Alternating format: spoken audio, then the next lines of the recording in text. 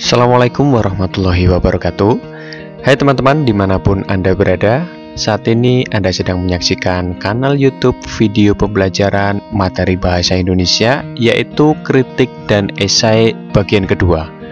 Buku yang digunakan adalah buku dari Kemdikbud tahun 2018, sedangkan peta konsep dalam video pembelajaran kedua ini difokuskan pada 3.13 dan 4.13, yaitu menganalisis sistematika dan kebahasaan dan mengonstruksi kritik sastra dan esai. Baik teman-teman, kita akan masuk ke subbab yang ketiga atau C, yaitu menganalisis sistematika dan kebahasaan. Ada dua topik yang akan kita bahas. Yang pertama adalah membandingkan sistematika kritik sastra dan esai. Teman-teman, saat kita membandingkan, maka kita akan menemukan letak-letak perbedaannya. Nah, apa saja? Yang pertama, kita fokuskan pada kritik. Sistematika kritik sastra itu ada 3 bagian penting. Yang pertama adalah memuat ringkasan atau sinopsis yang menarik. Nah, pada bagian ini disajikan rangkuman cerita atau sinopsis. Ya, dan sinopsis itu tentu memuat unsur-unsur intrinsiknya. Yang kedua, kritik sastra itu juga memuat pembahasan. Pada bagian ini berisi argumen dan teori. Nah, argumen tersebut disajikan dalam bentuk poin-poin, kemudian dimulai dari unsur intrinsik, kemudian juga mulai menampilkan teori-teori pendukung, misalnya mengenai sosiologi, psikologi, dan lain-lain. Yang ketiga, ada bagian penilaian, yaitu yang berisi penegasan ulang. Nah, pada bagian ini hasil dari analisis di bagian kedua ini dikaitkan dengan teori. Ya, nanti akan berupa hasil. Nah, kemudian hasil yang diperoleh dari teori tersebut tentu dinilai. Nah, penilaian itu harus objektif atau harus sesuai dengan teori yang digunakan. Nah, untuk mengemas itu semua, maka menggunakan bahasa yang lugas sehingga kritik sastra ini menjadi mudah dipahami dan menjadi ciri khusus bagi pembuatnya. Sedangkan kalau kita memahami esai, ada 3 bagian utama. Yang pertama adalah pendahuluan. Nah, pendahuluan ini isinya mengenai tesis. Nah, tesis atau pendapat dari si penulis esai. Kemudian yang kedua ada konteks. Ya, menulis esai itu harus ada ruang lingkupnya. Ya, ruang lingkup ini berisi masalah. Ya, biasanya adanya ketidaksesuaian dengan hati penulis atau dengan cara pikir penulis, maka dibuatlah esai. Kemudian dari adanya ketidaksesuaian, tentu si penulis esai harus menampilkan atau berusaha menampilkan solusi. Nah, solusi ini disebut juga sebagai usaha dari penulis untuk memberikan satu pandangan secara sekilas, ya, agar ketidaksesuaian tersebut bisa menjadi normal menurut si penulis esai. Kemudian bagian yang terakhir yaitu simpulan. Nah, simpulan ini berisi rangkuman keseluruhan pokok masalah dan solusi. Ya, artinya tidak ditulis ulang, ya, dengan versi yang berbeda, maka adanya simpulan ini menjadi bagian penting dalam penutup esai. Dengan bahasa yang berbeda, dengan variasi yang berbeda, ini membuat si pembaca nanti juga akan lebih tidak membosankan ketika membaca esai. Kemudian esai ini dikemas, disajikan idealnya dalam 3-5 kalimat saja, sehingga prinsip esai yang paling terlihat yaitu dibahas secara sekilas dan sepintas ini nanti terpenuhi. Nah, itu adalah beberapa sistematika dalam menulis kritik dan esai. Baik, teman-teman bisa melihat 2 contoh berikut. Nah, 2 contoh ini adalah 2 analisis, ya, yang mencerminkan sistematika kritik dan sistematika esai masing-masing pada capaian eksperimen novel. Berarti kritiknya ini karya sastra, ya. Kemudian kalau di esai itu mengulas mengenai film Batman. Nah, sistematikanya ada 3 bagian penting.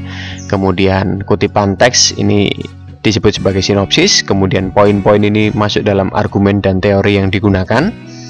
Kemudian penegasan ulang ini berisi penilaian yang objektif dari penulis sesuai dengan teori yang digunakan. Sedangkan kalau untuk analisis sistematika esai, ini ada juga 3 bagian penting. Yang pertama tesis, ya, yang memuat pendapat dari penulis esai. Kemudian ada konteksnya. Nah, ini adalah ruang lingkup yang dianggap tidak sesuai dari hati penulis atau dari pikiran penulis, ya. Kemudian disimpulkan. Nah, ini juga masuk dalam sistematika penegasan ulang. Kemudian berikutnya ada tugas teman-teman ya. Instruksinya adalah teman-teman harus membaca ulang kembali, yaitu novel Menimbang Ayat-Ayat Cinta dan GER ya, seperti pada yang telah saya tampilkan di sini ya. Kemudian analisislah sistematika teksnya berdasarkan struktur teksnya. Untuk GER dan Menimbang Ayat-Ayat Cinta ini sudah melalui proses analisis. Artinya teman-teman tinggal menyebutkan saja bagian-bagian pernyataan pendapat, argumen, dan penegasan ulang ini bagian mana. Nah, kemudian buktikan dengan kutipan-kutipannya, sehingga menjadi satu tugas yang bisa ditunjukkan. Ini merupakan bagian pernyataan pendapat, mana argumen, dan penegasan ulang. Kemudian kita masuk ke topik yang kedua, yaitu menganalisis kebahasaan kritik sastra dan esai. Teman-teman, kritik sastra dan esai ini mempunyai ciri khas kebahasaan yang hampir sama. Ya, secara umum kaidah bahasa tersebut digunakan oleh para kritikus ya atau penulis esai dalam menyampaikan buah pikirannya, ya, idenya, gagasannya, dan pendapatnya sesuai dengan objek yang telah ia teliti begitu. Nah, meskipun aturannya umum ya, ini teman-teman juga harus tahu nih, gaya penulisan tiap kritikus ini juga punya kekhasan sendiri-sendiri. Ya, meskipun dia punya gaya yang khas, tapi mereka juga mengikuti aturan umumnya. Apa saja aturan umumnya? Yang pertama yaitu pernyataan persuasif, ya, yaitu pernyataan yang ingin membujuk, yang ingin mempengaruhi pembaca, ya, mempengaruhi kita agar setuju dengan apa yang ia teliti begitu, atau apa yang ia kritik. Nah, contohnya ada di sini. Rangkaian kalimat panjang yang melelahkan itu diolah dalam kemasan yang lain sebagai alat untuk membangun peristiwa. Wujudlah rangkai peristiwa dalam kalimat-kalimat yang tidak menjalar jauh berkepanjangan ke sana kemari, tetapi cukup dengan penghadiran 2-4 peristiwa berikut sebagai macam latarnya. Nah, ini mengundang kita, ya, mengundang penasaran bagi pembaca untuk mengetahui juga di mana letak-letak kalimat-kalimat yang sesuai yang disampaikan di sini. Nah, ini artinya kritikus di sini atau esai ini juga memanfaatkan pernyataan persuasif sebagai kaidah kebahasaannya. Yang kedua, yaitu pernyataan menilai dan komentar. Ya, memang memberikan kritik sastra dan esai ini juga kita harus menampilkan nilai dari karya itu. Kemudian komentar terhadap karya itu juga bagaimana. Nah, contohnya di sini, pemanfaatan atau lebih tepat eksplorasi setiap kata dan kalimat tampak begitu cermat. Nah, ini seperti dinilai ya, begitu cermat dalam usahanya merangkai setiap peristiwa. Eka seperti hendak menunjukkan dirinya sebagai eksperimental. Nah, ini juga menilai. Ya, yang sukses bukan lantaran faktor kebetulan. Ada kesungguhan yang luar biasa dalam menata setiap peristiwa ya, dan bla bla bla. Nah, itu seperti memberikan pernyataan penilaian dan komentar terhadap karya itu. Kaidah berikutnya yaitu adalah menggunakan kata teknis. Contohnya di sini. Topik contoh teks kritik adalah novel, dan istilah-istilah yang digunakan juga berkaitan dengan novel. Misalnya narator, antologi, eksplorasi, eksperimen, mitos, biografi, dan alur. Ya, artinya seorang kritikus maupun penulis esai ketika mempunyai satu objek yang akan dikritik ya, atau ada permasalahan di sana, maka kata-kata yang digunakan tentu kata-kata yang sesuai dengan topiknya. Ya, kalau di sini misalnya adalah kritiknya berkenaan novel, maka istilah-istilah yang digunakan juga tidak jauh dari novel. Yang terakhir yaitu menggunakan kata kerja mental. Ya, kata kerja mental adalah kata kerja yang tidak bisa dilihat aksinya, ya, atau tindakannya ini tidak bisa dilihat, melainkan ditindakan melalui akal. Contoh, kadangkala muncul di sana-sini pola kalimat yang mengingatkan ya kita pada style penulisan Melayu Tionghoa. Nah, mengingatkan di sini ini merupakan kata kerja yang tidak bisa kita bayangkan geraknya seperti apa mengingat itu ya. Artinya memang itu proses mental. Nah, ini adalah analisis kebahasaan kritik sastra dan esai. Ada 4 kaidah umum yang biasanya digunakan para kritikus dan esai dalam menuliskan atau menuangkan ide gagasannya. Nah, ini ada tugas yang menyertainya juga, ada GER dan menimbang ayat-ayat cinta. Nah, instruksi tugasnya adalah teman-teman akan membaca ulang ya 2 karya tersebut, kemudian mengerjakan tugas yang menyertainya, yaitu analisis kaidah kebahasaannya. Nah, di sini sudah saya contohkan. Nomor 2 yaitu penggunaan pernyataan atau ungkapan yang bersifat menilai atau mengomentari ya. Di sini ada diunggulkan. Ya, hal lain yang pantas untuk diunggulkan. Nah, ini seperti penilaian dia. Ya, karena bisa memberikan informasi mana yang diunggulkan dalam novel itu. Kemudian penggunaan kata kerja mental, yaitu mengisahkan. Novel ini mengisahkan. Nah, mengisahkan ini memang proses kata kerja yang dikerjakan dengan mental begitu ya.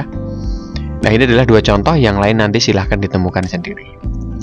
Kita masuk ke subbab yang ke D atau keempat, yaitu mengonstruksi kritik sastra dan esai. Di sini juga ada 2 topik yang akan dibahas. Yang pertama adalah mengonstruksi kritik sastra dengan memperhatikan sistematika dan kebahasaannya. Teman-teman, hal yang harus dilakukan saat mengonstruksi kritik sastra itu tentu mendata karyanya dahulu. Jadi identitas karyanya itu harus jelas dulu. Setelah jelas, kemudian dibuatkan deskripsi singkatnya, yaitu berupa sinopsis film. Kemudian setelah dibuatkan sinopsis filmnya, maka didata kelebihan dan kelemahannya. Ya, kemudian kita kaitkan dengan teori juga yang digunakan. Tentu itu semua adalah beberapa langkah untuk membuat teks yang berupa kritik. Nah, ini contohnya.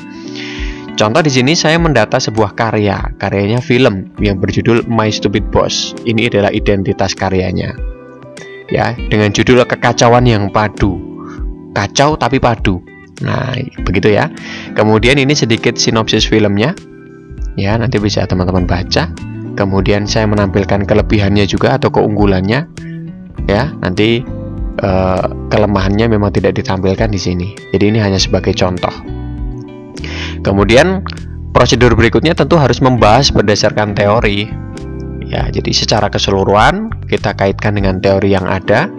Ya, kita bahas film itu kekacauannya yang mana, kok bisa padu itu bagaimana. Yang terakhir tentu disusun secara keseluruhan berdasarkan sistematika kritik sastra. Nah, ini merupakan karya-karya yang telah dianalisis. Di sini sumbernya yaitu ulasan oleh Raja Lubis. Ya, teman-teman nanti bisa cari di sumber internet begitu. Yang kedua atau topik kedua yaitu mengonstruksi esai dengan memperhatikan sistematika dan kebahasaan. Kalau tadi kritik, sekarang kita ke esai. Hal yang harus dilakukan saat mengonstruksi esai tentu menentukan masalahnya dulu. Kegelisahannya pada bagian apa? Ya, kegelisahan ini diungkapkan cara sekilas sesuai pikiran penulis. Jadi kalau ada fenomena yang dianggap tidak sesuai dengan pola pikir, ya, dengan angan-angan, ya, maka ini dapat dituliskan melalui media esai. Nah, ini diungkapkan cara sekilas saja, mana yang merupakan atau bagian mana ya yang menjadi sebuah kegelisahan. Nah, karena ini merupakan kegelisahan pribadi, maka tulisannya pun bersifat subjektif. Artinya ya sesuai dengan penulis itu sendiri. Nah, ini berefek pada gaya bahasa yang khas nanti. Ya, yang menandai gaya penulis dan memberi efek tertentu. Nah, kegelisahan itu mungkin bisa pada ranah bahasa, budaya, politik, keberagaman, lingkungan, kebiasaan mungkin, dan lain-lain. Nah, itu adalah cara mengonstruksi esai. Jadi dimulai dari kegelisahan terlebih dahulu. Nah, ini ada satu contoh, yaitu esai yang berjudul Aksara yang Membingungkan. Nah, dari judulnya ini yang membingungkan bagian mana? Nah, ini sudah saya berikan garis bawah ya, bahwa tidak memadainya informasi tertulis. Oke, berarti kita dapat satu clue. Yang membingungkan adalah tidak memadainya informasi tertulis. Secara spesifik tentang kendaraan apa saja yang tersedia di terminal. Nah, ini ternyata mengundang satu kegelisahan bagi Jamal Dirahman, yaitu penulis esainya. Ya, kegelisahannya adalah itu. 2 hal itu ya. Kemudian ia tuangkan dalam bentuk esai. Baik teman-teman, di sini saya memberikan satu contoh, ya, satu gambaran secara komprehensif atau cukup luas ya di sini, bahwa ada satu karya yang cukup fenomenal, yaitu film ya, dari Marvel Studios yang berjudul Infinity War, perang paling paripurna setelah 1 dekade. Nah, ini adalah identitas dari film tersebut yang berisi judul, penulis, sutradara, pemain, dan lain sebagainya. Kemudian juga ditampilkan di awal dalam beberapa paragraf. Ini memuat sinopsisnya yang berisi unsur-unsur intrinsik, tentu dengan bahasa yang menarik. Kemudian di bagian tengah tentu ya, yang berisi pengalaman-pengalaman si penulis dalam mengikuti film-film dari Infinity War ya, dari para Avengers ya, diikuti sehingga muncullah beberapa penilaian yang ia temukan. Tentu hal ini selain pengalaman juga ada teori-teori yang digunakan. Nah, setelah dalam bentuk pembahasan di bagian inti, maka di bagian akhir tentu disajikan pula rekomendasi bagi penulis. Bagaimana film ini, bagaimana penilaian dia, bagaimana ia memberikan rekomendasi terhadap penikmat yang lain.